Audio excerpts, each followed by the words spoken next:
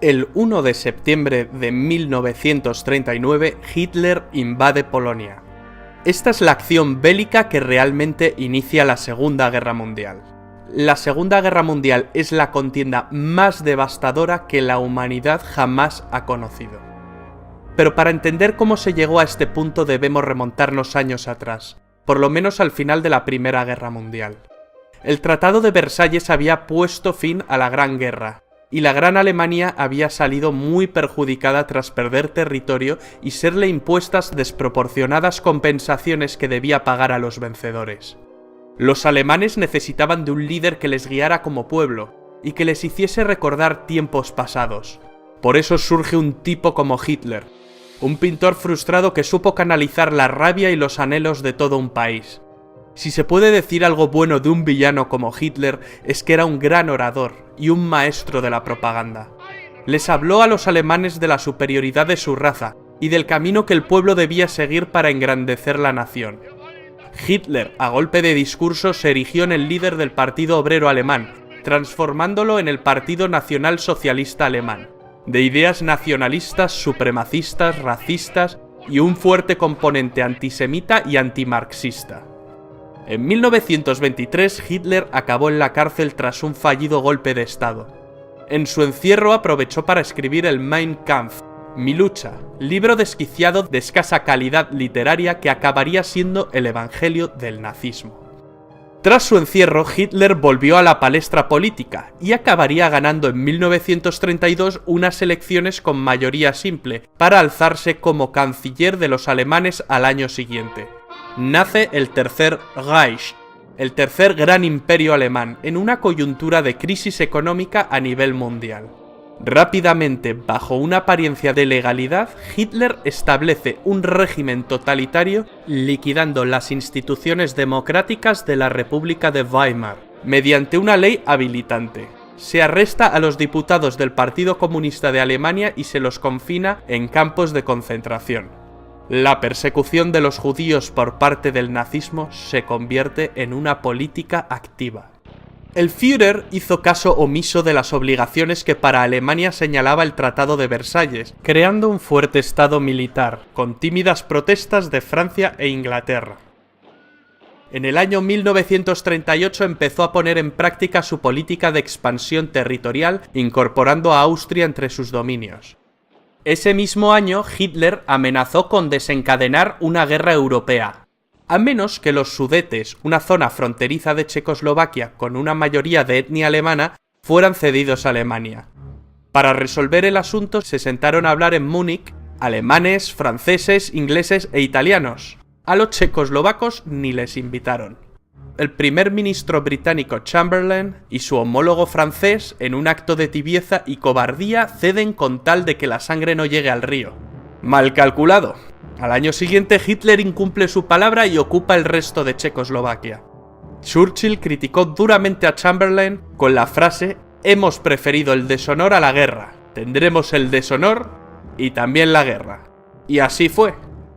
Para construir un gran imperio, los planes de Hitler pasaban por la anexión de Polonia. Polonia era un país surgido del Tratado de Versalles. Sus tierras antes habían pertenecido a Alemania, a Austria y a Rusia. A los polacos se les había concedido una franja de tierra para que el país tuviese una salida al mar Báltico a través del corredor de Danzig, partiendo Alemania en dos. Agosto de 1939. El comunista Stalin y el anticomunista Hitler, dos líderes totalitarios, sorprenden a medio mundo con el pacto Ribbentrop-Molotov, un tratado germano-soviético de no agresión. Dos enemigos irreconciliables firmaron no atacarse. 9 días después del pacto, Hitler invade la parte occidental de Polonia y 3 semanas después, los soviéticos se encontraban invadiendo la parte oriental. La invasión de Polonia hizo que por fin Inglaterra y Francia le declararan la guerra a Alemania. Alemania se tomó una pausa para reagrupar filas, mientras británicos y franceses se mantuvieron a la defensiva. Los periodistas llamaron a este periodo la Guerra de Broma. Los ingleses mandaron tropas a Francia para frenar a los alemanes, la Fuerza Expedicionaria Británica. Las tropas francesas e inglesas se parapetaron tras la línea Maginot, una línea defensiva construida tras la Primera Guerra Mundial que los franceses creían inexpugnable. Durante este periodo de calma, la Unión Soviética atacó Finlandia. No fue un paseo, ni mucho menos. Los soviéticos sufrieron innumerables bajas. Finalmente, las fuerzas soviéticas no cumplieron su objetivo principal, el de conquistar Finlandia. Solo lograron conquistar algunos territorios fronterizos. Hitler pensó que el Ejército Rojo era un ejército débil formado por infrahombres. El Führer, muy crecido por sus avances anexionistas y ante la pasividad de buena parte de los líderes europeos, mueve ficha constantemente. Ocupa Dinamarca y Noruega. Los alemanes finalmente acabaron con la guerra de broma en mayo de 1940, tras atacar simultáneamente Luxemburgo, Bélgica, Países Bajos y Francia. El método es el anteriormente utilizado en Polonia, la Blitzkrieg o Guerra Relámpago. Consiguieron meter sus tanques Panzer por un lugar que se pensaba impenetrable para un ejército mecanizado moderno. El bosque de las Ardenas. El ejército aliado quedaría rodeado. La batalla de Francia parecía perdida. A finales de ese mes se llevó en la ciudad de Dunkerque una dramática operación de evacuación de las tropas aliadas en territorio francés. Alemania pudo haberle asestado al ejército aliado el golpe final, pero algún tipo de milagro debió ocurrir porque Hitler dejó escapar a más de 300.000 soldados. ¿El motivo? No se sabe. Hoy en día es un debate que sigue suscitando innumerables teorías. La batalla de Francia no duró mucho más. El 22 de junio, Hitler se reunió con varios altos oficiales franceses, quienes solicitaron un armisticio. Hitler seleccionó el mismo lugar y el mismo vagón de tren donde se firmó el armisticio con Alemania en la Primera Guerra Mundial. Esta vez se invertían las tornas, y Alemania ocupa el asiento del bando vencedor. Así se puso fin a la guerra en Francia. Francia se dividió en dos, una porción ocupada que incluía París y otra no ocupada controlada por un gobierno colaboracionista con sede en Vichy, presidida por el mariscal Philippe Pétain. Se la conoció como la Francia de Vichy. Charles de Gaulle inmediatamente se declaró en contra del gobierno de Vichy y proclamó la Francia libre. Llamó asimismo a formar la resistencia francesa.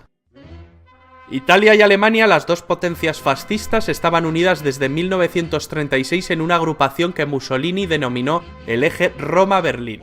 Mussolini, el líder del partido fascista italiano, viendo la facilidad con la que Hitler conquista países, siente que ha elegido el bando ganador.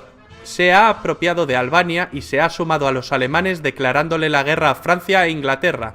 Il Duce, emulando a Julio César, quiere ampliar más sus posesiones, ya que Italia, al igual que Alemania, había llegado tarde al reparto colonial. Sus planes pasan por conquistar Grecia y Egipto, pero Hitler tuvo que salir al quite para ayudar a los italianos, que más que una ayuda en la guerra suponen una carga. Los italianos no pueden con los griegos, pero llegarían refuerzos. Finalmente los alemanes invaden Grecia a través de Bulgaria. Mussolini luego atacaría las bases británicas de Egipto desde Libia. El objetivo era tomar el Canal de Suez, la puerta del imperio colonial británico. ¿Pero qué había pasado en Europa tras la derrota de Francia? ¿Qué fue de los británicos? Churchill, nuevo primer ministro tras la dimisión de Chamberlain, rechaza firmar un armisticio con Alemania. Hitler decide ir a por todas. Pero conquistar Inglaterra no será tan fácil por su condición insular. Los ingleses consiguieron defender heroicamente su isla en la batalla de Inglaterra, una batalla que se libró sobre todo en el aire, la Luftwaffe contra la RAF. Churchill pronunciaría otra de sus grandes frases: nos dejó muchas. Nunca tantos debieron tanto a tan pocos. Durante más de un año Inglaterra soporta la guerra en solitario. Los nazis bombardean durante meses las ciudades más importantes de Inglaterra. Hitler cree dominar la situación y se ve como claro vencedor, pero los ingleses resisten y dan la batalla. A finales de año, Adolf Hitler se entrevistó con el general Franco en Hendaya, una localidad francesa que hace frontera con España. Hitler quería que España entrase en la guerra de parte de las potencias del eje. Al final no llegaron a un entendimiento. Franco estaba dispuesto, pero el país atravesaba una enorme crisis tras la Guerra Civil Española. España, si bien prestó apoyo logístico, optó por el papel de no beligerante. Hitler había logrado que Hungría, Rumanía y Bulgaria se unieran a las fuerzas del eje. Solo faltaba Yugoslavia, Un cambio de gobierno en este país precipitó su invasión en abril del año 41.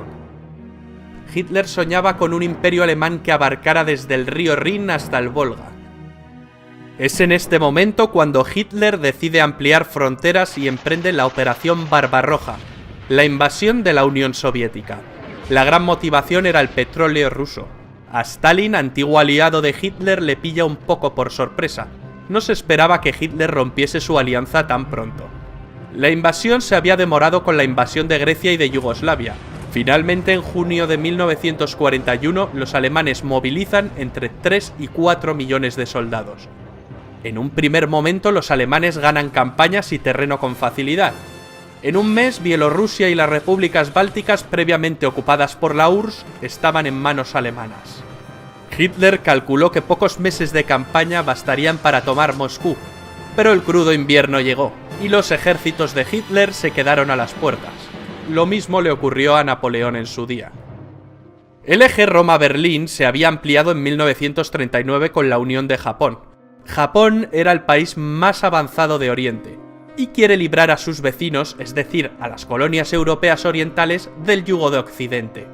Asia para los asiáticos, era una frase común entre los nipones. Ya en 1931 empezaron la invasión de China, que continuó en 1937. Cuando Alemania ocupó Francia, Japón tomó el control de la Indochina francesa. Sobrevino un bloqueo comercial y un embargo de petróleo por parte del gobierno de Estados Unidos presidido por Roosevelt. La única salida que le quedaba a Japón era retroceder o ir a la guerra. Los japoneses atacaron por sorpresa la base americana de Pearl Harbor, en Hawái, en diciembre de 1941. El gigante dormido despierta y Roosevelt pronuncia su famoso discurso de la infamia en el que declara el estado de guerra entre Estados Unidos y el Imperio japonés. Tras Pearl Harbor, los japoneses invaden Hong Kong y en cuestión de meses Singapur, Birmania, Tailandia, las Indias Orientales holandesas, Filipinas... Una especie de tsunami o guerra relámpago a la japonesa. La bandera del sol naciente ondea sobre el Pacífico. Y Hitler va y le declara la guerra a Estados Unidos. Con esto firma su sentencia de muerte definitiva. La derrota es solo cuestión de tiempo. Una batalla naval empieza a librarse en el Pacífico. En el Atlántico la batalla se venía librando desde el principio de la guerra. En este escenario, los U-Boot alemanes hunden una cantidad enorme de barcos aliados. La mayoría barcos de abastecimiento. Para evitar la sangría, el papel de la inteligencia aliada fue clave. Concretamente con el desciframiento de la máquina Enigma usada por los nazis. Algunos expertos señalan que la guerra se acortó 2 años por este motivo. En el Pacífico, en 1942, los americanos consiguen vengarse de Pearl Harbor 6 meses después, concretamente en la batalla del Midway, un duro revés para los japoneses, donde pierden 4 portaaviones. Las tornas se habían empezado a invertir. En Europa, Churchill aprueba bombardeos masivos sobre la población civil alemana. Mientras, en el norte de África, las tropas alemanas de Rommel y las italianas ganan algunas campañas, pero son derrotadas en las batallas del Alamein, que marcan un cambio de rumbo.